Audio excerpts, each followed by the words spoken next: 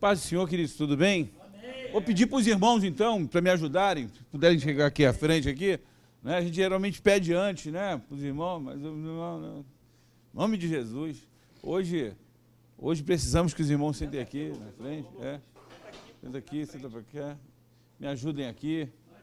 Os irmãos também, se puderem chegar para frente aqui, ocupar as cadeiras aqui da frente, aqui é bom, porque a gente coloca aqui da... Isso, muito bem, isso. Maravilha, glória a Deus. Vamos lá, gente, vamos trabalhar. Paz do Senhor para todos. Vamos perder mais tempo, não. Hoje foi um dia complicado aqui no Rio de Janeiro, choveu, né, um temporal de proporções diluvianas. Né? Se o Gilson Paulo estivesse aqui, né, arrumaria alguns... Chuva diluviana, torrencial. Torrencial, né? O que? Mais perto? Ok. Então, a gente tem uma audiência um pouco menor hoje aqui, mas tenho certeza que vai ser uma bênção a ministração dessa aula. Eu tenho alguns anúncios para poder dar, né, para vocês, para os nossos amigos internautas, mas, viu, Jean, também coloca perto da boca aqui, porque se deixar distante não fica legal. Vamos orar, agradecer ao Senhor, e depois vou dar alguns anúncios importantes aqui para nós. Obrigado aí, Claudinei. Está tudo certo lá na transmissão? Maravilha.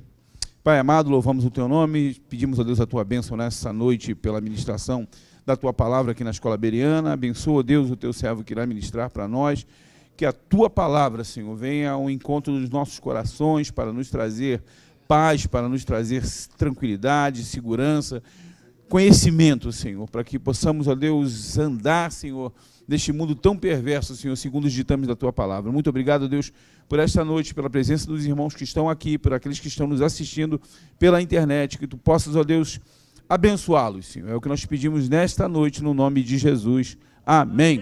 Queria então que vocês recebessem com muito carinho o nosso querido pastor Jean Douglas, que vai ministrar essa lição número 5.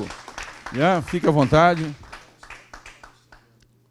Jean, esse é fera. A paz de Cristo. Amém. Tem que falar perto mesmo, senão não vai. Boa noite a todos. Prazer estar aqui. Agradecer aqui a oportunidade que me foi concedida, né? Pastor Ronaldo, Edivanei, Pastor Besler, tem uma galera aí, uma galera fera aí. É um prazer estar aqui mais uma vez, né? Com os amados irmãos. Eu sempre falo que aqui só tem... Ele falou assim, fera, aqui só tem fera. Né? O professor é fera, os alunos são feras, todo mundo é fera. Então, assim, a gente vai aqui compartilhar, né, alguma coisa acerca aqui da lição de número 5, que fala sobre mudanças para a maturidade. Né? Eu sempre pego essa revista aqui. Essa revista, a gente estudou essa lição há um tempo atrás, ela foi reformulada, né? Ela foi melhorada, né? Melhoraram a lição. Eu tenho a revista antiga lá, eu comparei. Essa aqui está melhor, né? Melhorada. Maturidade cristã, decisão pessoal e mudança de mentalidade. Né? Isso aqui é muito importante, né? Decisão pessoal. Né? A mudança só ocorre se eu quiser mudar. Né? Se eu quiser mudar, porque se eu não quiser mudar, quando a pessoa não quer a mudança, nem Deus obriga ela a mudar. Né? Oi? Isso, dá um empurrãozinho, né? Dá uma ajuda. Isso. Mas precisa haver uma mudança de fato. Como nós temos um tempo menor aqui hoje, né?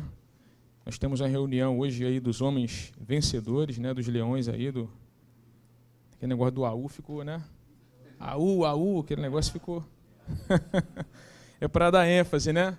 Aqui os serafins falavam santo, santo, santo. E a gente fala AU. É para dar ênfase, né, o pastor Ronaldo? A lição 5, eu quero só ler o texto de Isaías capítulo 6. Né? Isaías capítulo 6. Eu vou ler aqui o texto. Que diz assim: no ano em que morreu o rei Uzias, eu vi o Senhor assentado sobre um alto e sublime trono, e o seu séquito enchia o templo. Os serafins estavam acima dele, cada um tinha 6 asas, com 2 cobriam o rosto, com 2 cobriam os pés, e com 2 voavam. E clamavam uns para os outros, dizendo: Santo, Santo, Santo é o Senhor dos exércitos, toda a terra está cheia da sua glória. E os umbrais da porta se moveram com a voz do que clamava, e a casa se encheu de fumaça. Então disse eu: ai de mim que vou perecendo, porque eu sou um homem de lábios impuros e habito no meio de um povo de impuros lábios. E os meus olhos viram o Rei, o Senhor dos exércitos. Mas um dos serafins voou para mim, trazendo na mão a brasa viva, que tirara do altar com um tenaz. E com ela tocou a minha boca e disse: eis que isto tocou os seus lábios, a tua iniquidade foi tirada, purificado o teu pecado. Depois disso ouvi a voz do Senhor que dizia: a quem enviarei? Quem há de ir por nós? Então disse eu: eis-me aqui, envia-me a mim. O texto áureo, se alguém está em Cristo, nova criatura é, as coisas velhas se passaram, eis que tudo se fez novo. Isso aconteceu na vida de Isaías. Algumas informações preliminares, que todos nós já conhecemos, mas é importante a gente frisar aqui. Isaías era filho de Amós, segundo a tradição rabínica. Esse aqui não é o profeta Amós, a gente sabe disso, é o Amós. Segundo a tradição rabínica, era irmão do rei Amazias. Irmão do rei Amazias. Portanto, Isaías seria primo de Uzias. Amazias era irmão do rei Uzias. Isaías seria, segundo a tradição, primo do rei Uzias. Isaías 1:1 dá essa informação. Ele profetizou durante 4 reinados: Uzias, Jotão, Acais, Ezequias. Alguns defendem que Isaías já era profeta antes do que está registrado no capítulo 6, mas a gente não tem informação clara, uma informação concreta acerca disso. Tudo indica que o capítulo 6, de fato, marca o chamado de Isaías. Profetizou por aproximadamente 40 anos, do ano 740, que foi o ano em que morreu o rei Uzias, até o ano 701, antes de Cristo. Isaías significa salvação do Senhor, está na revista o significado do seu nome. O nome de Isaías está diretamente ligado à sua missão. Ele é conhecido como profeta messiânico, o evangelista do Antigo Testamento. O próprio livro do profeta Isaías tem 66 capítulos. Nos lembra da Bíblia Sagrada, que tem 66 livros. Até a divisão do livro do profeta Isaías aponta para isso. Os primeiros 39 capítulos ele fala dos ais, fala dos juízos, e os últimos 27 capítulos ele fala sobre restauração, esperança, renovo. E o profeta Isaías, que aqui ainda estava na experiência, onde ele seria chamado, a parte central da lição de hoje é justamente essa mudança que Isaías vai experimentar, nessa experiência que ele vai ter com Deus, no momento do seu chamado. O tema da lição fala mudanças para a maturidade. Mas o que é mudar? O que é mudar? Mudar é tornar-se diferente do que era. Converter, transformar. Você sabe que converter, você está indo naquela direção, é você mudar totalmente de direção, você faz a conversão. Você volta na direção totalmente oposta da direção que você estava indo. Então, mudar é basicamente isso, converter, transformar. Estamos falando de mudanças para a maturidade. Logo a gente entende que a trajetória da vida de Isaías, assim como essa experiência ímpar que ele vai ter com Deus, é semelhante às nossas experiências com Cristo e à nossa trajetória de vida cristã em direção à maturidade. Porque não é porque Isaías teve essa experiência no capítulo 6 que a partir dali Isaías já está maduro. Não é esse o sentido da lição de hoje, porque na lição passada nós estudamos sobre as etapas da maturidade de Eliseu. A maturidade ela tem etapas. Fala comigo, etapas. Glória a Deus, a maturidade tem etapas. Alcançar a maturidade não é uma experiência de crise ou de um encontro com Deus, mas é um processo. Provérbios 4,18 vai dizer que a vereda do justo é como a luz da aurora, que vai brilhando mais e mais até ser dia perfeito. Então, alcançar a maturidade é um processo. As mudanças que Isaías experimentou são parte do processo de maturação para o seu chamado profético. A morte de Uzias entristeceu Isaías, com certeza. Mas a visão que ele vai ter do Senhor, no alto e sublime trono, vai essa visão vai substituir aquela marca, né, que Isaías vai ter consciência dos seus pecados, da sua condição diante de Deus. Então aquela marca dos pecados de Isaías, aquela marca da perda de Uzias vai ser substituída pela experiência da visão que Isaías vai ter de Deus, né, e da sua glória. Isaías capítulo 6, versículo 1. Né? A primeira mudança que vai ocorrer em Isaías, está na lição, é a mudança de conhecimento. Né? Mudança de conhecimento.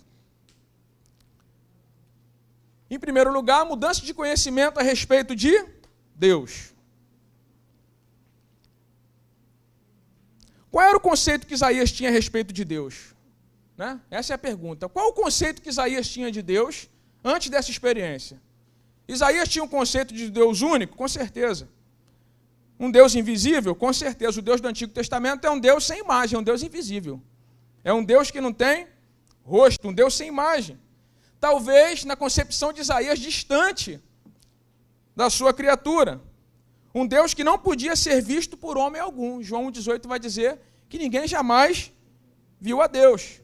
No Antigo Testamento, Deus se revelava pelos seus atos e pelas teofanias, né, pelas manifestações visíveis da pessoa de Cristo e da divindade. Então ele se revelava mais pelo que ele fazia do que propriamente por uma imagem, porque Deus não tinha imagem. A visão que Isaías experimentou mudou o seu conhecimento acerca de Deus. Agora, o que é que Isaías viu? Está no texto. Em primeiro lugar, a posição de Deus. Está na lição.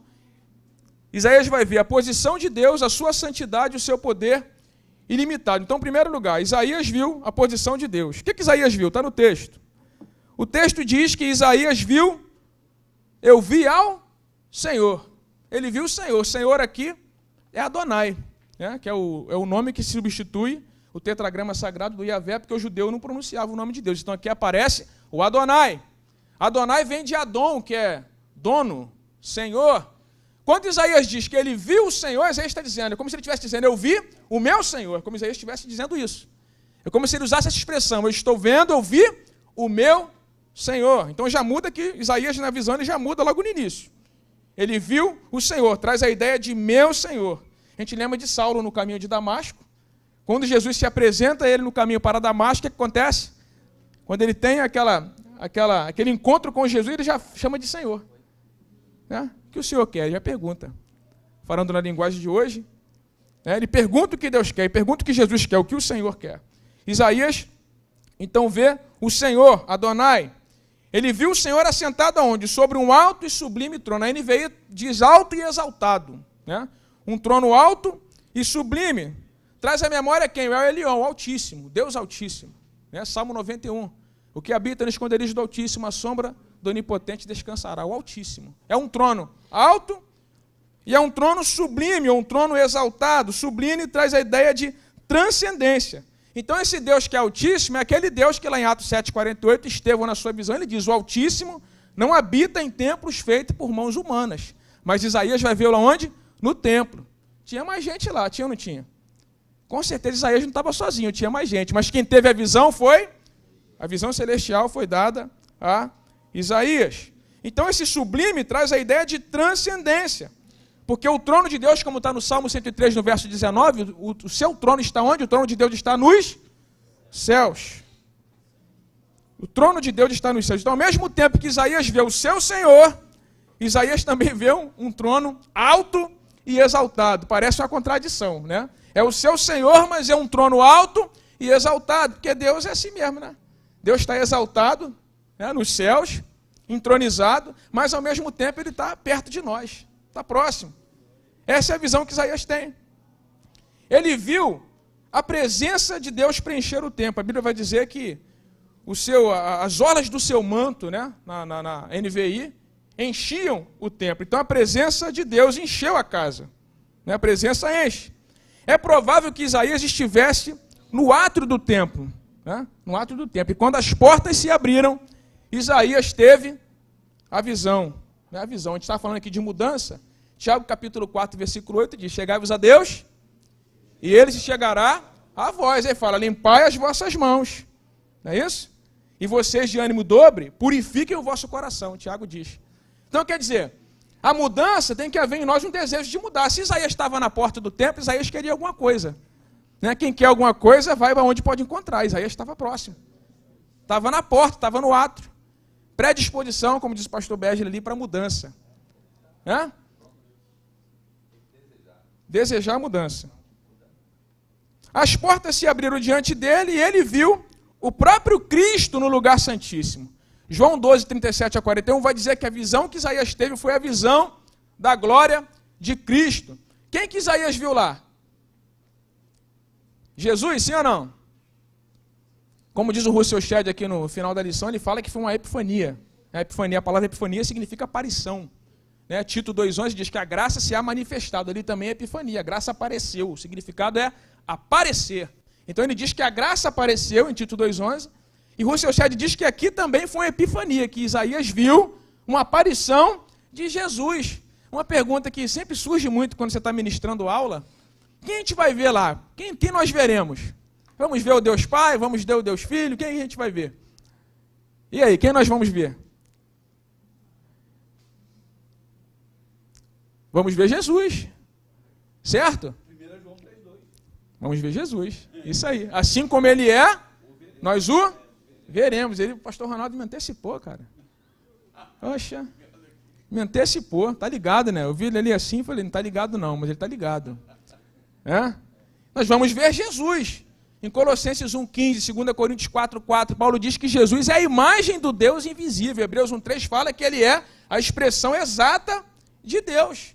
Então Isaías viu quem? Ele viu Jesus, ele viu a glória de Cristo. Isaías viu o rei. O texto vai dizer, ele diz assim, ai de mim que vou perecendo, os meus olhos viram o rei, o Senhor dos exércitos. Isaías diz que viu o rei e viu o Senhor dos exércitos. Quem é o Senhor dos exércitos? Jeová Sabaoth, né? Jeová Sabaoth. Aquele que tem domínio sobre o exército dos céus e que domina sobre a terra, né? Invencível, incomparável, que está no controle de tudo.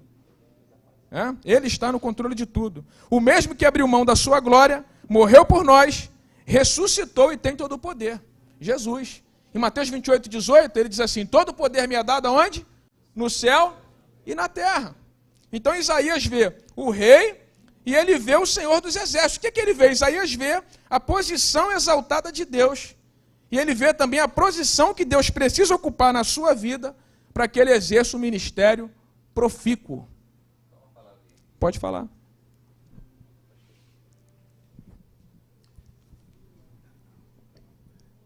Essa condição de Isaías, essa predisposição de Isaías para a mudança, vai totalmente em oposição à situação em que Israel se encontrava. Logo no primeiro capítulo, o profeta diz, pela boca do Senhor, que mesmo que aquele povo fosse castigado, eles ainda se rebelariam, né? E o contexto anterior do capítulo 6, logo o capítulo 5, dá pelo menos 7 condições ali em que aquele povo estava e não queria mudanças. Aí eu me lembro sempre do pastor José Santos, que quando orava ele dizia assim, Senhor, só tu não mudas, nós mudamos e às vezes para pior. Ele, toda vez que eu dobrava o joelho ao lado do pastor Santos, ele sempre fazia esta oração. Sabedoria, então, né? Se não houver um coração disposto à mudança, realmente não vai acontecer absolutamente nada.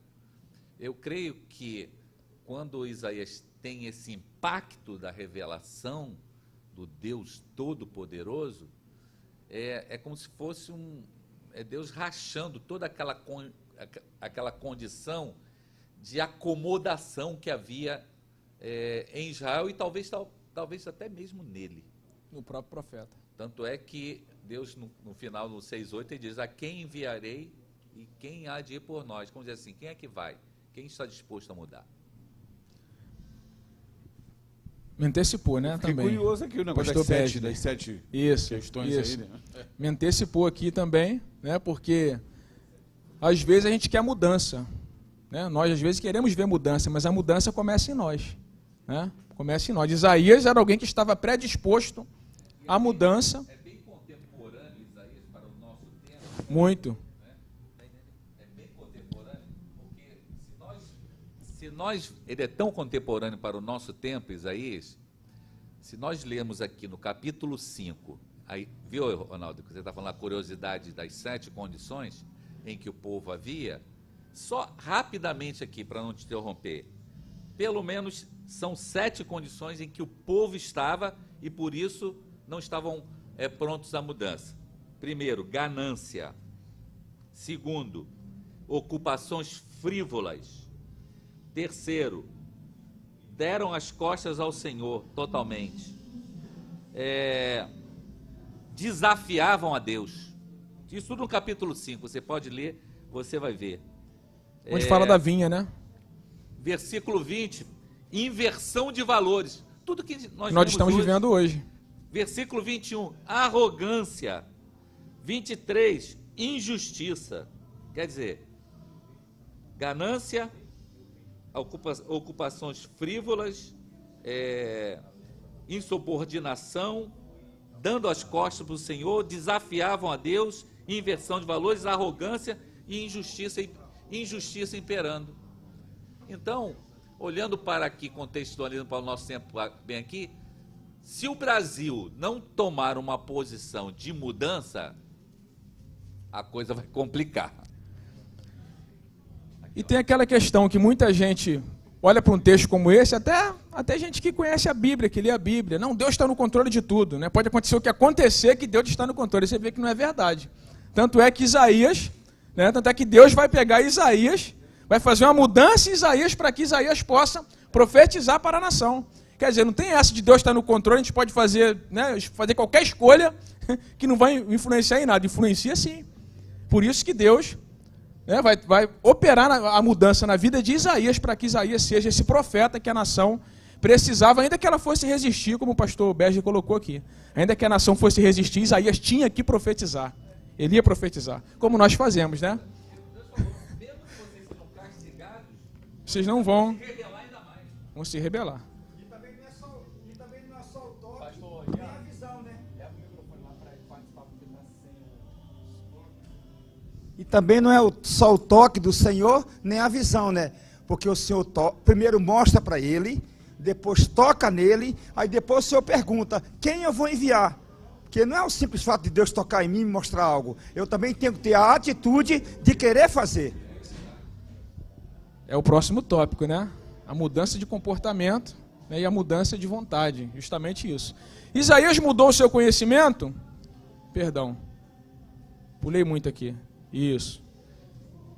Isaías viu a santidade de Deus, ele teve uma visão da santidade de Deus. O que é a santidade de Deus? Deus é totalmente separado, né, em perfeição, grandeza e valor. Deus é totalmente separado em perfeição, grandeza e valor, né? Deus não é santo no sentido que nós somos santos. Deus é totalmente santo, plenamente santo.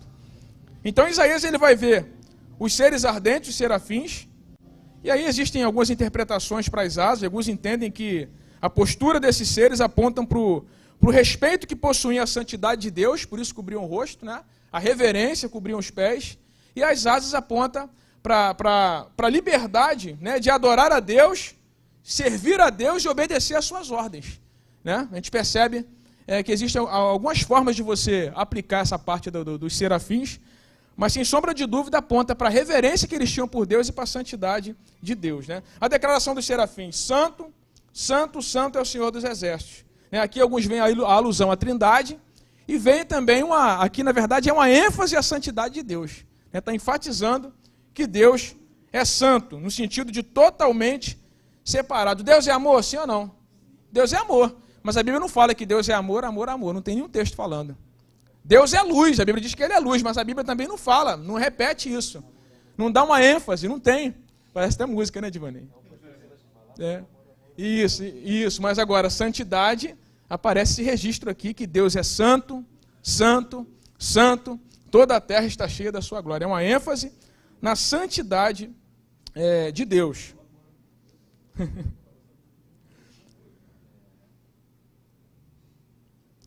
Diferente de nós, que estamos no processo, nós estamos no processo da santificação. Enquanto Deus é santo, nós estamos no processo da santificação. Então Isaías, ele viu a glória de Deus, e aí a gente não tem definição. O que é a glória de Deus?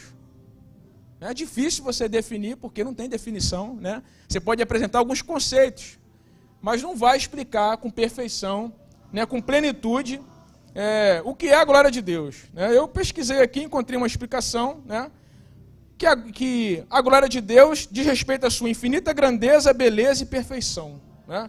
A glória de Deus é a manifestação da sua santidade, porque quando os serafins declaram, santo, santo, santo é o Senhor, toda a terra está cheia, ele não diz da sua santidade, diz da sua glória. É como se a glória fosse, né, na verdade, a manifestação, quando a sua santidade se torna evidente, então ali você tem a manifestação da glória de Deus. Levítico capítulo 10, versículo 3, naquele episódio de Nadab e Abiú, Deus fala para Moisés, né? Eu vou me mostrar santo para quem se aproximar de mim, e meu nome será glorificado diante do povo. Né? Vou me mostrar santo para quem se apresentar diante de mim, quem se aproximar de mim, e vou ser glorificado no meio do povo. Então a glória de Deus, na verdade, é quando a sua santidade entra em evidência. Tem aqui até na revista está aquela referência de 1 Reis, capítulo 8, versículo 11, quando a glória de Deus enche o templo lá nos tempos de Salomão, a Bíblia diz que os sacerdotes não conseguiam permanecer de pé. Né? Não conseguiam permanecer de pé, 1 Reis 8, 11, por causa da glória de Deus. Tá? Então, Deus é santo, seu caráter é santo, né? Seus projetos são santos, seus ministros são santos. Né? Tudo que Deus faz tem a ver com santidade. Para Ele trabalhar conosco, trabalhar com cada um de nós, Ele precisa que nós sejamos também santos. 1 Pedro 1, 15, 16, vai dizer, sede santo em toda a vossa maneira de viver, porque está escrito, sede santo, porque eu sou. Deus não diz como eu sou santo, Ele diz porque eu sou santo. Então Deus exige santidade. Esse tema na Bíblia, da santidade de Deus, é tão importante que tem um livro inteiro para falar disso, Levíticos. Levíticos, o tempo todo está falando da santidade de Deus. Duas palavras-chave do livro de Levítico é acesso e santidade. Como um homem pecador, como Isaías, como nós, vai ter acesso à presença de um Deus que é santo, que é perfeito. Essa é a pergunta do livro de Levíticos. Como que ele vai ter? No Antigo Testamento era por meio do altar, o sacrifício, né? No altar, e hoje, por meio de Cristo. O acesso é por meio de Cristo. Isaías vê a santidade, Isaías vê o poder ilimitado de Deus. No versículo 4, os umbrais da porta se moveram, com a voz do que clamava, e a casa se encheu de fumaça. Aqui está falando também da glória. Então Isaías viu o poder ilimitado. Esse é um outro ponto interessante, que Isaías percebe que enquanto em Judá, no reino terreno, há caos, há incertezas, o texto vai dizer que toda a terra está cheia da sua glória. Na ótica humana, incerteza, caos, morte de Uzias, ausência de um rei que era referência, um grande administrador, um grande engenheiro, um grande nome da história do reino de Judá. Mas no céu, na ótica divina, toda a terra está cheia da glória de Deus. Então Isaías também tem essa visão, da ótica humana e da ótica divina, ou seja, Deus está no controle de tudo. Ainda que haja caos na terra, no céu, tudo está no seu devido lugar. O texto vai dizer que toda a estrutura do templo se moveu, e a partir dali Isaías nunca mais foi o mesmo. Depois dessa experiência singular, assim também é conosco. As nossas experiências pessoais com Cristo marcam a nossa vida para sempre. A mudança de Isaías acerca do conhecimento de Deus vai, logicamente, mudar Isaías acerca do seu conhecimento de si mesmo. O nosso relacionamento com Deus muda o nosso relacionamento conosco e transforma o nosso relacionamento com as outras pessoas. É isso que a relação com Deus faz, que a experiência com Deus faz. Então a mudança no conhecimento acerca de Deus vai provocar em Isaías uma mudança no conhecimento acerca de si mesmo, como nosso irmão ali colocou. Isaías viu um Deus santo e percebe que ele mesmo é sujo. Ai de mim que vou me desfazendo, é o sentido da palavra, vou me desfazendo, vou perecendo. Isaías diz, ai de mim que vou perecendo. Por quê? Porque ele viu a Deus. Isaías viu um Deus santo ele percebe que está perecendo, se desfazendo, é como ele se sente. E talvez até o próprio Isaías tivesse um conceito até elevado de si mesmo. Tem gente que tem conceito elevado de si mesmo. Né? Eu sou um bom crente. Eu sou um cara bom, sou um cara que obedeço a Deus. Né? Igual o jovem rico. O que você tem feito? Tem obedecido? Não, obedeço tudo. Nem é humilde, né? Tem obedecido todos os mandamentos. Talvez Isaías tivesse um conceito até que elevado de si mesmo, comparado aos homens. Mas quando o seu conceito limitado sobre Deus é destruído pela experiência da visão, Isaías entende que definitivamente ele não está na posição que Deus quer e que Deus não ocupa a posição correta na sua vida. É isso que vai mostrar para Isaías, uma mudança de conhecimento acerca de si mesmo. Isaías olha para si e percebe que ele não está na posição correta que Deus precisa que ele esteja, né, e que nem Deus ocupa na vida dele a posição correta. Né? Qual é o lugar que Deus ocupa na nossa vida? Né? Qual é o lugar que Deus ocupa na sua vida, na sua família? Essa é a pergunta. Qual é o lugar que Ele ocupa nas nossas vidas? Jó também, depois da experiência, ele vai dizer, eu te conhecia de ouvir falar, mas agora os meus olhos te veem. Foi o que aconteceu com Isaías. Depois da experiência, Isaías muda o seu conceito acerca de Deus, e ele muda o seu conceito acerca de si mesmo, porque se eu tive uma experiência com Deus e isso não me muda, né, eu posso questionar essa experiência. Não é verdade? É igual alguém que chega aqui e diz que estava na linha do trem, o trem passou por cima dele por completo, e você fala, não está com nenhum arranhão, cara. Não está com nenhum arranhão. Como é que o trem passou por cima de você? Né? É a mesma coisa alguém que diz que se encontrou com Deus e não tem marca, não tem nada, não tem mudança, não tem... Com certeza ele estava naquele buraco da passagem. Isso aí, se escondeu, né? Esse pastor Ronaldo não perde, né? Não perde a oportunidade. Então o conceito de Isaías é mudado até acerca de si mesmo.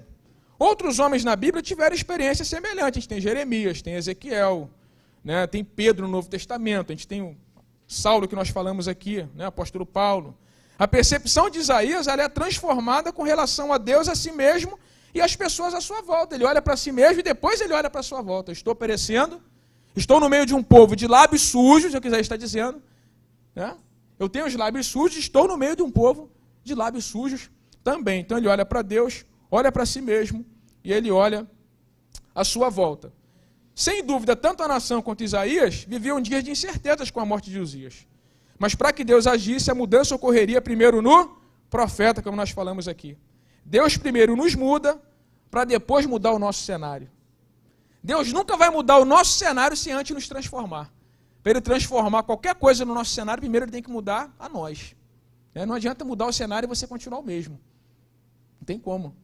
Então Deus vai mudar ele, vai mudar Isaías, vai preparar Isaías, para usar Isaías para de alguma forma levar a mensagem de mudança para o cenário. Então, Isaías seria o instrumento para o começo da mudança, não para a mudança, mas para o começo da mudança. Ele seria o instrumento para o começo da mudança. Eu acredito que cada um de nós aqui é um instrumento para a mudança. Cada um de nós que estamos aqui nessa sala de aula, aprendendo a palavra, estudando a palavra cada semana, nós somos instrumentos de mudança. Você é um instrumento para mudar, para levar a mudança.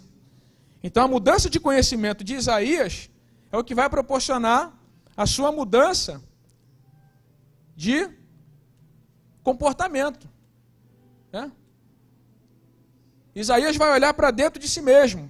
A mudança de conhecimento acerca de Deus e acerca de si mesmo vai provocar em Isaías uma mudança de comportamento. Certo? O que é o comportamento? Conduta, procedimento. O nosso comportamento ele se baseia nos valores que nós carregamos ou em alguma influência exterior, social. Pode falar, meu amigo. Quer que eu leve o microfone, pastor? Paz, irmãos. Antes disso, pastor, ai de vós que ajuntar nas casas, ai das classes tal, ai da classe B, ai da classe C. Sim. Quando ele é impactado, o cara apresenta e falou, não, ai de mim. Ai de mim primeiro. Mudou o comportamento. Depois ai do povo. Depois da introspecção, ele viu que precisava ele mesmo mudar. Olha para si mesmo e olha para o povo. Então ele vai ter a mudança de comportamento. O comportamento se baseia em fatores internos ou externos. Agora, quando Deus se revela a Isaías, nem ele mesmo e nem os fatores externos, é que vão provocar a mudança. Agora, a mudança de Isaías é provocada por Deus. Ele decide comportar-se da maneira que Deus queria. O nosso encontro com Cristo muda o nosso comportamento, mudou o nosso comportamento. Se alguém está em Cristo, nova criatura é. As coisas velhas se passaram, tudo se fez novo. A gente vê isso em vários exemplos na Bíblia. Em vários exemplos. Pedro, antes e depois. Saulo, antes e depois. E algumas outras referências. Na mudança de comportamento, Isaías ele vai olhar, como diz o nosso irmão ali, primeiro para dentro de si mesmo. Ai de mim que estou me desfazendo. Isaías confessa. Ele confessa a sua condição. Ele confessa o seu pecado. E a confissão é seguida de arrependimento. Provérbios 28:13 vai dizer que o que encobre as tuas transgressões nunca prosperará, mas o que confessa e deixa, alcança misericórdia. 1 João 9 vai dizer, se confessarmos os nossos pecados, Ele é fiel e justo para nos perdoar e nos purificar de toda injustiça. Então Isaías olha para si mesmo, confessa a sua condição, como nosso irmão colocou, e há uma mudança de mente, porque a mudança ocorre primeiro aonde? Na mente. Primeiro eu mudo a minha mente, para depois sofrer as demais mudanças. Primeiro a minha mente precisa mudar. O arrependimento é a metanoia, é a mudança de mente. Pastor, hoje só o som está alto, né? Que o senhor está falando. Pode falar, Manuel. Você vê aqui, quando a gente lê o capítulo 6, versículo 5, ele diz assim, ai de mim, que estou perecendo. O que acontece? Eu analiso aí nessa... o tema da lição é mudanças para a maturidade. E eu acredito que um dos pressupostos de uma pessoa madura é chamar para si a responsabilidade. E é o que a gente vê aí em Isaías. Isso se aplica muito aos nossos tempos, né? A gente vive num tempo em que as pessoas olham para si como se fosse o suprassumo de tudo de bom. E justamente o Evangelho é um contraponto a isso, porque o Evangelho nos desnuda, ele mostra tudo aquilo que tem de ruim na gente, ele mostra nossas limitações, nossos pecados, e a gente vê a posição madura de Isaías de reconhecer os seus erros. Ninguém vai alcançar uma mudança, ninguém vai alcançar uma transformação se antes não chamar para si a responsabilidade, e a gente precisa entender isso. E trazer para todas... Era profeta, mas era crente, podemos colocar assim, contextualizando. É um crente, não era profeta ainda, mas era alguém que acreditava em Deus. Ele está dizendo aqui, Isaías, com essa posição, Isaías, quando ele pode falar. Afirma isso que o Felipe falou, ele assume essa questão da responsabilidade como se ele partisse dele a mudança que tem que haver. Não é sempre olhar que os outros é que tem que mudar. Somos nós. Isso acontece muito, que a gente falou aqui no início. Acontece muito a gente querer mudança, mas não querer ser mudado. Porque a mudança, ela gera conflito. A mudança gera incômodo, causa dor, crise. A mudança causa alguns problemas. Então, mudar sempre é difícil. Mas quando a pessoa está predisposta à mudança, ela pode experimentar algo maior e melhor do que ela... poderia pensar, De repente, no pensamento, ela nunca pensaria que poderia melhorar tanto, mas quando ela está disposta a mudar, as coisas melhoram. Como é que Deus trata os pecados de Isaías? Isaías confessa, Isaías se arrepende. Como Deus trata os pecados? Perdão, está na revista, perdão e purificação, aponta para a obra da santificação em nossas vidas. O coração purificado da iniquidade e uma vida consagrada a Deus. O Salmo 24, 3 e 4 na parte A, quem subirá no teu santo monte? Aquele que é limpo de mãos, consagração, puro de coração, purificação. Então aqui aponta para a obra que Cristo realizou na nossa vida e está realizando na nossa vida por meio da santificação. Agora, o que determinou o tratamento de Deus com Isaías foi a reação de Isaías à revelação divina. Foi isso que determinou o seu destino. Foi a sua reação à revelação que ele recebeu de Deus. A gente pode olhar para João 3,17 e diz que Deus enviou seu Filho ao mundo não para condenar o mundo, mas para que o mundo fosse salvo por ele. Então o objetivo da morte de Cristo é salvar, não é condenar, sim ou não? Mas por que ele tem condenação? Essa é a pergunta. Então por que é a condenação? O seu objetivo é salvar. Por que a morte do Senhor na cruz também condena? Porque a condenação é resultado da nossa reação à mensagem do Evangelho. Se eu rejeito Jesus, escolha. Se eu rejeito a Jesus, condenação. Né? Ele veio para salvar, mas a condenação é resultado das minhas escolhas, do meu comportamento. Então Isaías reagiu com confissão e arrependimento e se tornou livre do pecado e livre da culpa. Portanto, apto para viver uma nova vida e para viver o projeto que Deus tinha para ele, para viver o chamado. Né? Qual é o comportamento de quem viu a Deus? Eu resumi ali, eu coloquei assim, prontidão. Né?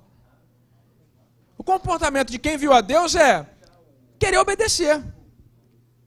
Querer agradar a Deus, não é assim? Está cheio de gente por aí que diz que teve uma experiência, que conheceu a Deus e conta umas coisas, né? Umas coisas estranhas, às vezes, as experiências estranhas. Mas a vida da pessoa, a própria vida dela, mostra que aquilo ali não é real. Mas na vida de Isaías, não. Isso vai ser real. Né? Qual é o comportamento de quem viu a Deus? Prontidão para cumprir o chamado. Como o nosso irmão colocou, quando ele pergunta, quem há de ir por nós? É o nosso irmão que colocou. Isaías responde, eis-me aqui, envia-me a mim. Eis-me aqui, envia-me a mim. Prontidão. Né? Qual é a ordem de Jesus para nós? E aí, Adevec? Portanto, vão e façam discípulos de todas as nações, batizando-as em nome do Pai, do Filho e do Espírito Santo, ensinando-as a obedecer a tudo que eu lhes ordenei. E eu estarei sempre com vocês até o fim dos tempos. Essa é a ordem de Jesus para nós. A Bíblia diz que quando Deus chama os anjos, eles obedecem na mesma hora, né? Aos anjos dará ordem a teu respeito. Ele vem. Mas nós não somos assim não, irmãos. Né? Deus fala assim, vem cá, Jean, vem cá, Fernando. E às vezes a gente não vou não. O anjo obedece, mas nós às vezes Deus chama e a gente diz, não vou. Isaías poderia não aceitar o chamado, mas a Bíblia diz que ele responde, eis-me aqui, envia-me a mim. Não é fácil não. Não é fácil. Se fosse fácil, né? Estaria... Não entende? A gente teria uma igreja muito maior. Só ver a história de Isaías. De Isaías é uma das histórias mais sofridas que tem na Bíblia, né? Isaías é uma das mais sofridas. Isso aí, não é fácil. Mas Isaías aceitou. Ele respondeu, eis-me aqui, envia-me a mim. Ele foi. Houve em Isaías o que está lá no ponto 3 da lição de hoje, uma mudança de vontade. Né? O comportamento de Isaías foi mudado pela sua mudança de vontade. O que é a vontade? Uma das 3 faculdades da alma, né? Mente, sentimentos e vontade. Quando a pessoa se arrepende, com a mente ela recebe a mensagem do Evangelho, ela entende a mensagem do Evangelho. Com os sentimentos ela se entristece, segundo Deus, pelo pecado. Não é isso? E com a vontade ela decide aceitar Jesus ou não. A vontade é isso. Não tem esse negócio de imposição de vontade. A vontade é nossa, a vontade é sua. Você decide obedecer ou não. Né? A brasa de fogo que foi tirada lá purificou Isaías, não é isso? Purificou ele, tirou o pecado, mas houve em Isaías um desejo de mudar. Esqueci de passar aqui, deixa eu colocar. E a lição fala sobre conhecer a Deus e a sua vontade. Como conhecer a Deus e a sua vontade? Na lição está lá. As obras de Deus, né? A pessoa de Cristo e a Bíblia. Né? As obras de Deus, né? A natureza revela as obras de Deus. Isso aí está lá em Salmo 19, do 1 ao 4, está lá em Romanos capítulo 1, do 18 ao 21. A natureza revela a Deus. É isso que Paulo diz lá em Romanos 1. A natureza revela a Deus. Agora, alguém pode olhar para a natureza, né, pesquisar cientificamente e dizer, puxa, de fato existe alguém, um ser supremo. Existe um Deus. Né? E a pessoa reconhecer que existe um Deus. Mas isso não faz dela um salvo. Mesmo ela reconhecendo que Deus existe. Como é que se conhece a Deus? Natureza? Sim. Agora, pela pessoa de Cristo, né? Porque Cristo revela a pessoa de Deus. Aí está lá Hebreus 1, do 1 ao 3, no 3 é aquele versículo lá do início, que eu citei aqui, que Jesus ele é a expressão exata de Deus, ele é a revelação, né? Ele revela a pessoa de Deus, o caráter de Deus. É o que a gente chama de revelação geral e revelação especial. O que é revelação geral? A natureza é revelação geral. Mas a especial é por meio de Cristo e da palavra. Por meio de Cristo.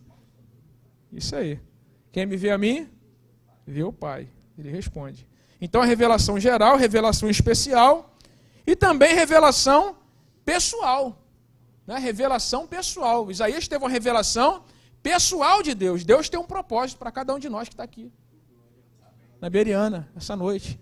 Ele se revela de maneira geral, se revela de maneira especial, mas ele se revela de maneira pessoal, como se revelou a Isaías. Se revela mostrando o que é que ele quer de você. Onde é que ele quer te levar. O que é que Deus quer fazer através da sua vida. Então, quando a gente fala aqui na lição de hoje sobre voz de Deus, palavra de Deus, vontade de Deus, a gente está falando da mesma coisa. Estamos falando da mesma coisa. Ouço a voz de Deus, entendo a voz de Deus e obedeço a voz de Deus. Leio a palavra de Deus, entendo a palavra de Deus e obedeço a palavra de Deus. Conheço a vontade de Deus, entendo a vontade de Deus e faço a vontade de Deus. Em Mateus 6,10, Jesus faz uma oração que é interessante. Venha a nós o teu reino, seja feita aqui na terra como é no... Jesus fez essa oração, nos ensinou essa oração, ensinou para os discípulos, não é isso? Mas depois ele mesmo foi testado na oração que ele fez, porque quando eu faço essa oração, eu estou dizendo que eu sou o meio para Deus manifestar a vontade dele aqui na terra. Como é que a vontade de Deus vai ser feita aqui na terra? Não vai descer anjo, é você.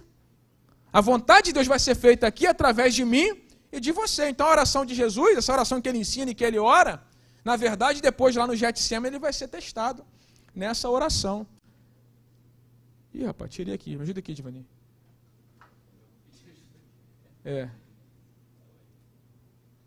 Isso aí, garoto. Obrigado. Me salvou. Então, vontade divina versus vontade humana. Cristo é o maior exemplo da vontade divina triunfando sobre a vontade humana. Onde? No Getsemane. Se possível for, afasta de mim esse cálice. Todavia, seja feito a tua vontade, como tu queres. Seja feito como tu queres. Jesus é o maior exemplo. Ele ensinou a oração, mas aqui ele foi testado. Ele teve que... o Jesus humano, 100% humano, mas também 100% Deus. Se possível for, afasta de mim esse cálice, todavia seja feito o que tu queres, e não o que eu quero. A vontade de Deus, ela é boa, perfeita e agradável. Mas há um caminho para experimentar essa vontade, como o nosso pastor Berger falou ali, não é fácil. A vontade dele é boa, perfeita e agradável? Sim, mas há um caminho para experimentá-la. O texto de Romanos 12, que é citado na lição, o texto de Romanos 12, que é citado na lição, ele diz, rogo-vos, pois, irmãos, pela compaixão de Deus, que apresenteis, fala comigo, apresentar. O apresentar ali é um termo sacrificial, pôr à parte, é algo separado para Deus. Apresenteis o vosso corpo em sacrifício vivo, ou seja, você é a oferta. Porque Paulo tem em mente ali o holocausto. O que está na mente de Paulo em Romanos 12 é o holocausto. Você vai para o Antigo Testamento, tem 5 tipos de sacrifício, mas só um tipo de sacrifício, nem o ofertante, nem o sacerdote podia comer parte dele. Só o holocausto. Ele era totalmente queimado para Deus. Em Romanos 12, Paulo está dizendo que você e eu, a nossa vida, tem que ser como um holocausto queimando todo dia para Deus. Apresenteis o vosso corpo em sacrifício vivo, você. Santo, vivo. Isso, morto não. Sacrifício vivo, morto não. Santo e agradável ao Senhor, que é o vosso culto racional. Ele diz, não vos conformeis com este mundo, mas mude. Transformai-vos pela renovação da vossa mente. E aí sim você vai experimentar a boa, perfeita. Tem um caminho para experimentar a boa, perfeita e agradável vontade de Deus. Isso aí. Viver como se estivesse morto. Viver como se estivesse morto. Então é um negócio meio Walking Dead aí, né? Então é um negócio meio Walking Dead. Vamos lá. Seguir a Cristo é permitir que a minha vontade seja subjugada pela vontade de Deus. E muita gente pensa que é o contrário. Não, eu vou para a igreja, que agora eu vou viver o melhor de Deus para mim. Vai viver sim, mas o melhor de Deus para você é o melhor que Ele tem para você, não é o melhor que você quer. Essa é a questão. Por isso que Marcos 8, 34, 35, a gente diz assim, se alguém quiser me seguir, se alguém quiser, não é obrigado. Se alguém quiser, negue-se a si mesmo. Tome sua cruz a cada dia e siga-me, porque aquele que achar a sua vida perderá, e aquele que perder a sua vida, por amor de mim e do meu evangelho, esse a achará. Se alguém quiser vir aonde? Após é atrás, irmãos. Não é na frente, guiando, não é atrás, obedecendo. Fala, pastor Ronaldo. Tito 3 diz, aqueles que quiserem viver piamente em Cristo Jesus, padecerão perseguições. É Timóteo. Timóteo? É, Timóteo. Obrigado pela 3. leitura. Aqueles que querem viver piamente, né, padecerão perseguições. Bem lembrado pelo pastor Ronaldo aí. Glória a Deus. Né? A vontade de Isaías foi mudada. Agora, Deus não impôs a mudança a Isaías, mas Isaías decidiu mudar quando viveu essa experiência. A decisão foi de Isaías. Tá? É claro que Isaías não sabia, não tinha uma ideia plena, completa do que vinha pela frente, como disse o pastor Besley. Será que se ele soubesse de todo o sofrimento, ele faria essa escolha? Né? Se Deus mostrasse para nós tudo, será que a gente ia aceitar o chamado e obedecer a ordem? Não é verdade? Isaías não sabia tudo o que ia acontecer na vida dele, não sabia, mas ele aceitou. Ele estava predisposto. Pode ter um amigo querendo falar. Eu lembro daquele texto que está lá escrito em 1 Coríntios capítulo 11, versículo 1, o apóstolo Paulo vai dizer, né, sejam meus imitadores como eu sou de Cristo. E em algum momento, comentando isso com alguns jovens, eu disse, olha só, o apóstolo Paulo, ele tinha assim autoridade para poder dizer, sejam meus imitadores como eu sou de Cristo, porque nós conhecemos Jesus Cristo antes de padecer tudo o que padeceu, ele anunciou para os discípulos que era necessário que acontecesse. O apóstolo Paulo, ele também chega ao conhecimento de que, olha só, você vai chegar em uma cidade e você vai ser preso. Só que mesmo conhecendo o destino dele, ele não foge do destino, porque ele reconhece que existe um plano, existe algo para poder ser cumprido. Então ele tinha autoridade, da mesma forma que Cristo pré-anunciou que iria passar o que passou e não fugiu do destino. E Paulo deixou um problemão para nós, né? Um problemão, porque ele, né? Tudo que Paulo realizou, né, na vida de Paulo se cumpriu o que está lá em João 14:12, né? Que fará obras maiores do que estas. Ele disse que fariam, né? Que aqueles que o seguissem fariam obras maiores, viveriam experiências maiores. Então, Paulo é um exemplo disso. Obrigado ali pela participação do jovem. Né? Depois de ver a glória de Deus, o trono de Deus, ver a si mesmo como realmente era, ver a condição da nação, ver a necessidade da nação também. Isaías também viu a graça de Deus, porque Deus, né, o serafim vai lá, pega a brasa, purifica os seus lábios, né, prepara Isaías. A gente entende que, apesar de ser graça, né, como nós aprendemos, a graça não é irresistível. Isaías viu a Deus, ele ouviu sua voz, ele a entendeu e decidiu obedecer à voz de Deus. Isaías decide obedecer. Né, Mateus 7:24 diz que o homem sensato é aquele que ouve e pratica. Mas o 26 diz que o insensato é aquele que ouve e não pratica. Então os dois ouviram? Sim ou não? Os dois ouvem. Tanto o sensato do 24 quanto o insensato do 26, o texto diz, ele ouve. Mas um ouve e pratica, o outro ouve e não pratica. O que faz a diferença é ouvir, entender e obedecer. O que é o avivamento? É você ouvir a voz de Deus, entender a voz de Deus e obedecer a voz de Deus. Não tem negócio de, movimento, né? Vamos para ali que tem um movimento diferente. Não adianta.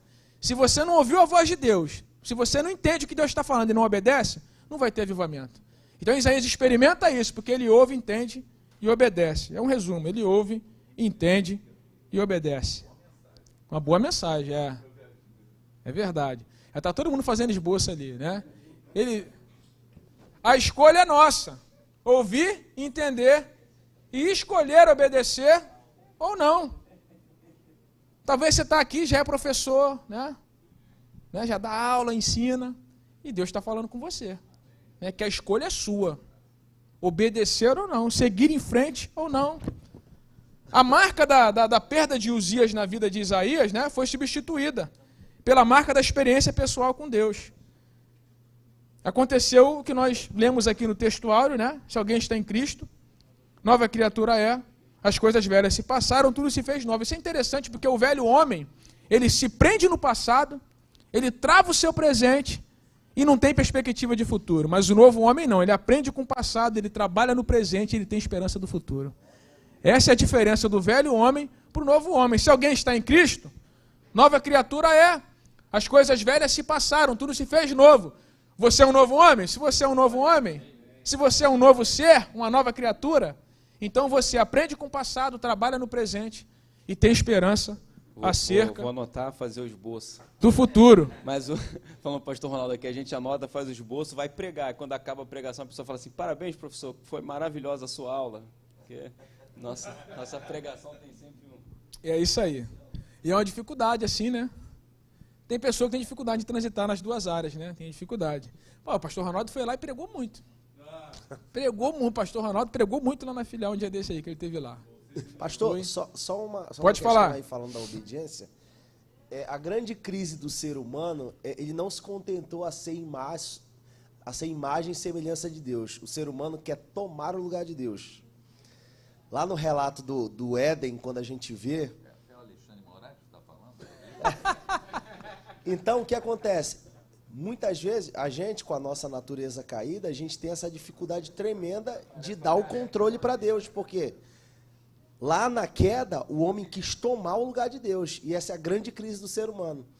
E aí você vê que a serpente, ela faz a oferta e ela pega pelo estômago. E a gente vê isso até hoje. A serpente jogando aí, tentando pegar o pessoal pelo estômago. Com picanha. Quem entendeu? Oh, meu Deus do céu. Eu pensei que ele ia falar outra coisa, rapaz. Até porque, né, Manuel, o velho homem ainda está aí, né? O velho homem ainda está aqui, né? Né, pastor Bede? O velho homem ainda existe. Tem hora que ele está a 7 palmos, né? Mas tem hora que ele tem hora que parece que ele quer subir, né? A mão dele aparece e ele quer se levantar. Não é verdade? Faltando o dedo. Vamos lá.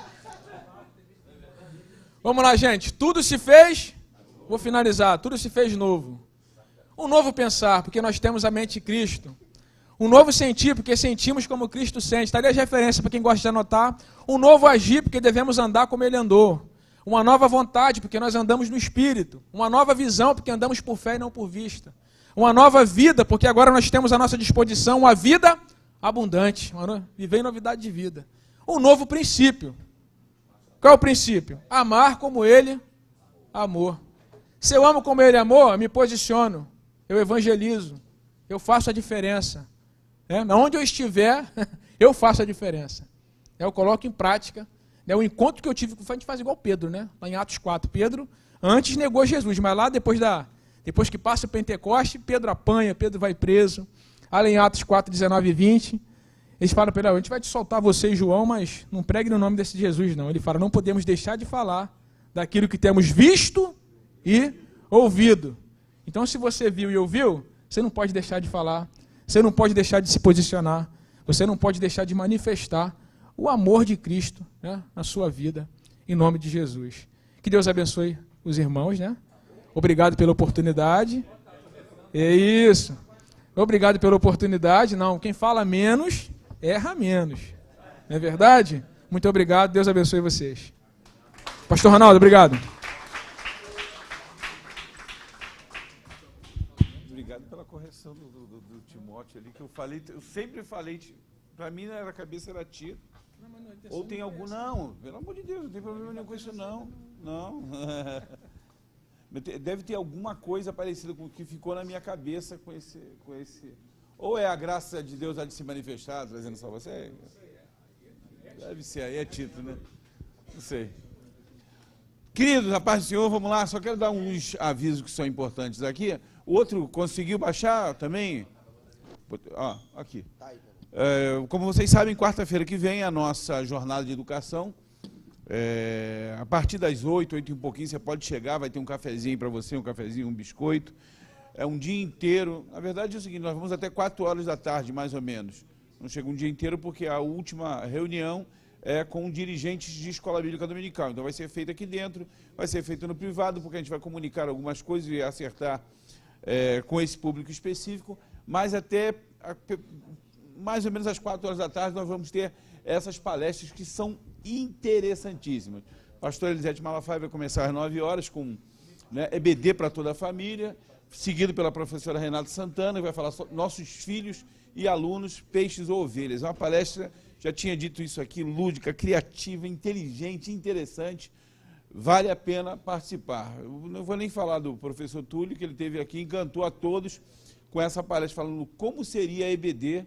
Se você tem curiosidade de saber como seria a EBD se o professor fosse Jesus, vem assistir. Ele está transformando essa palestra num livro. Túlio é um homem de Deus, um rapaz, assim, talentosíssimo.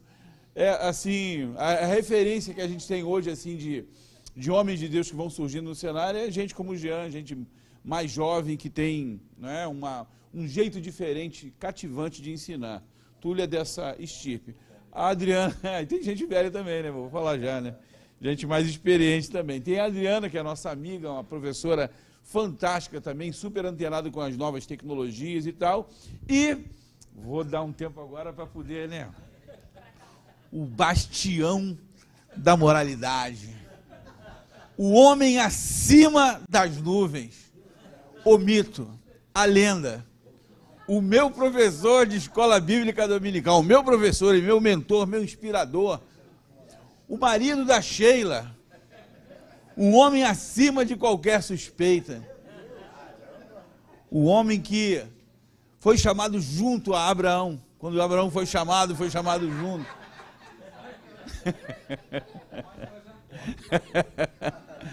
Nosso professor, meu mentor aqui, um homem de Deus, um cara que é dedicado à área de ensino há mais de 40 anos. Há mais de 40 anos, quase 50 anos dedicado, né? À área do ensino aqui na igreja, um cara que é uma inspiração para a gente. E hoje ele é o responsável pela classe de novos membros aqui da igreja, que é uma classe que hoje é uma das classes mais interessantes aqui. Mais interessantes, porque hoje nós temos experimentado um crescimento muito grande por adesão. Muitas pessoas que vêm de outras igrejas, né? Muitas das vezes na sua comunidade de fé tiveram orientações até um pouco divergentes do que aquilo que acreditamos, e o pastor Fernando é o responsável por essa classe que acolhe, integra e dá um norte a esse novo membro que vem e escolhe fazer da DEVEC o seu lar espiritual. Então, o pastor Fernando tem uma... Quando nós pensamos nessa classe aqui, pensamos, né? Fernando, não tem outra pessoa que, né, para assumir essa classe que não seja você. Tem que ser alguém que conheça a história, que conheça a estrutura, a divisão, o organismo, o funcionamento. Quer dizer, que conheça a igreja, a DEVEC, como organização e como organismo. Então, o pastor Fernando vai falar sobre isso. Estratégia de acolhimento, de integração a novos membros. Uma palestra, com certeza, abençoadora para a sua vida. E é isso. Dia 2, coloquem aí, feriado, quarta-feira, começa às 9 horas. E eu tenho um outro anúncio aqui que é importante, eu queria que vocês, se pudessem anotar aí, acho que vale a pena. E quem puder nos ajudar nisso aqui vai ser muito bom. Muito bom. Achou, Felipe? Aí está procurando?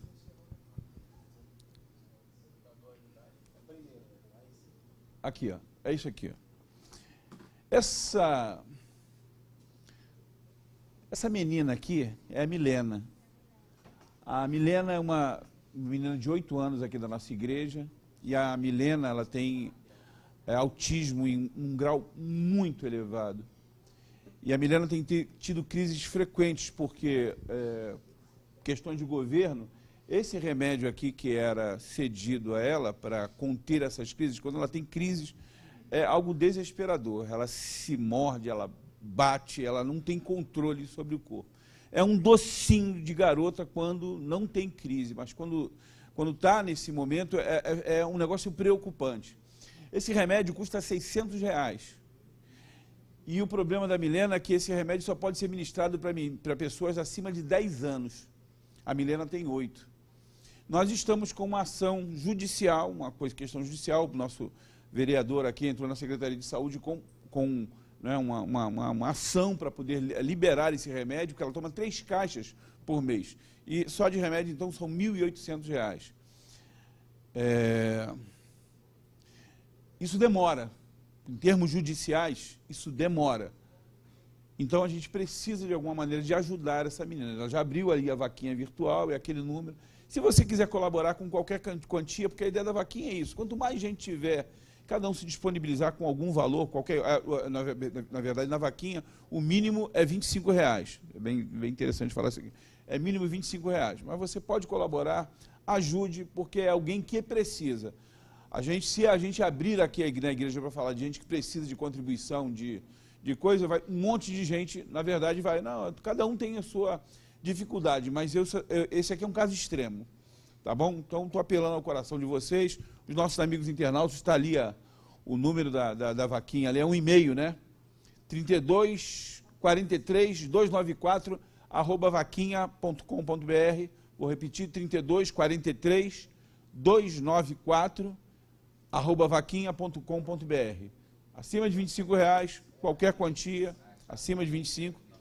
A chave de Pix é esse e-mail aí. Esse e-mail, tá bom? A chave Pix é esse e-mail aí. Contribua que você, com certeza, vai estar fazendo um bem, assim, enorme a uma pessoa que precisa. Tá? Precisa. Os pais realmente não têm condições de bancar isso aí. Pastor Fernando, por favor, você estava impossível hoje nas suas colocações.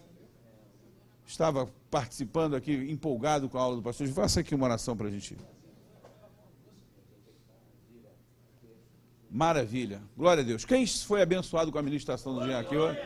Glória a Deus, eu também fui. Vou botar lá no YouTube, né, esse link aí. Botar esse link aí, né? Vamos ficar de pé, irmãos. Agradecer ao nosso Deus, louvando a Deus pela vida do pastor Jean Douglas, que ministrou uma excelente aula, muito abençoada, sabendo que nós temos que estar sempre com o coração disposto para mudar, nunca para pior, pelo amor de Deus, né, gente? Que para piorar não precisa nem fazer força. Agora, para melhorar, é muito esforço, né? É mortificação da carne ali, sujeição do velho homem, né? Matando todo dia, vivendo e morrendo todos os dias, né? Bendito seja o teu nome, Senhor. Nós queremos te adorar, te bendizer por essa noite que o Senhor nos proporcionou de estar aqui na Escola Bereana e sermos ministrados na nossa mente, no nosso coração, para que verdadeiramente nós tenhamos um coração ensinável, pronto a aprender, e não somente aprender, mas também fazer as mudanças necessárias para que a cada dia nós possamos melhorar. E como nós precisamos melhorar em tantas áreas da nossa vida. Por isso te pedimos, Senhor, nos dá graça, nos dá força, nos dá, Senhor, da tua bondade, da tua misericórdia, porque sem ela, Senhor, o que seremos? Pensam sobre o pastor Ronaldo, Edivanei, sobre a jornada de educação cristã, que na próxima semana acontecerá aqui. Que sejam momentos abençoadores para todos que iremos participar. E também te pedimos, Senhor, em favor do teu servo, pastor Jean Douglas, teu servo que ministrou a tua palavra aqui, esse ensinamento muito abençoado. Abençoa a vida dele. Ó Deus, os propósitos para que o Senhor tenha ainda na vida dele, aquilo que o Senhor ainda tem a realizar na vida dele, através da vida dele. Abençoa a sua esposa, seus filhos, a sua igreja, a qual ele pastoreia. E também te pedimos a bênção sobre essa criança, Senhor, que foi citada aqui. Por um acaso alguma coisa impossível ao Senhor? Não, porque o Senhor faz milagres, e eu sou testemunha disso, que o Senhor opera milagres, porque operou na minha vida e pode operar na vida dessa criança. Basta uma palavra tua, Senhor, e essa situação dessa criança pode mudar, Senhor, para que ela não necessite de remédio algum, porque tu és poderoso para realizar muito além daquilo que pedimos ou pensamos. Agora nos despede na tua paz, nos concede uma noite abençoada, em nome de Jesus. Amém.